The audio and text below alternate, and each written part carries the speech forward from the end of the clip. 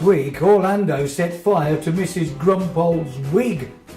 They painted Mr. Gambol's pavement blue.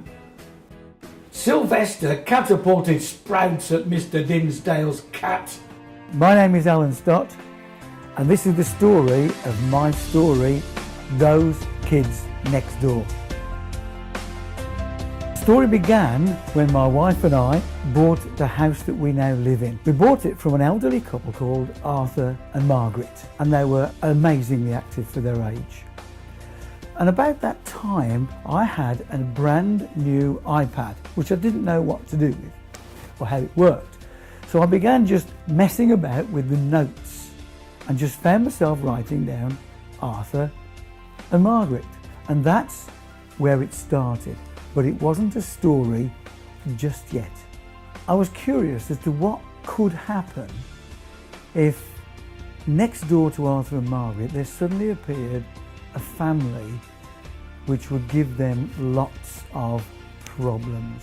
I invented a family with 5 children. The eldest, 10-year-old, were twins, Orlando and his twin sister, Channing.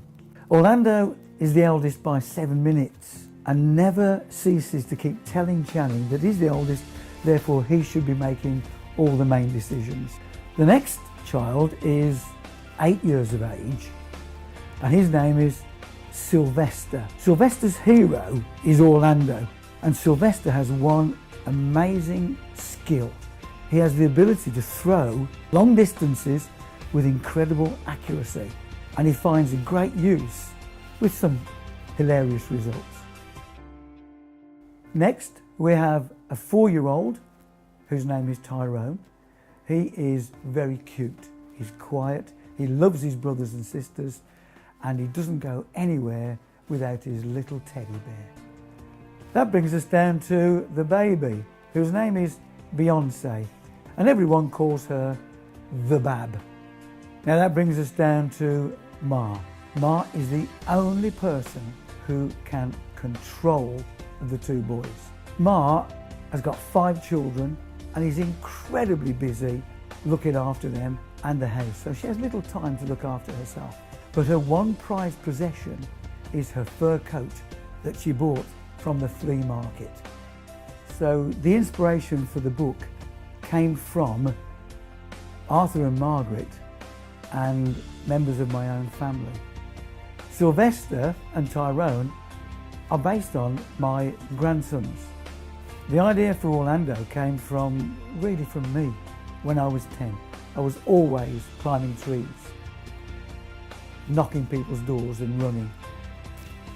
It was actually very easy and quite exciting to remember lots of things that I'd done that I could use to put into the book. And I found the experiences made writing the story easier and more realistic. It really helps you to write a good story when you know the people that you've got in your story, if you've been to the places that you're writing about, and if you use experiences that you've had yourself.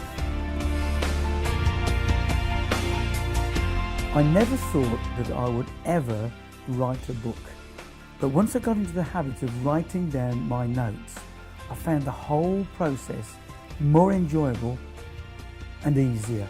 So, like me, you too, get into the habit of writing down your ideas anytime, anywhere, and then sit back and enjoy the creative process of writing your stories, which will give you a tremendous sense of achievement.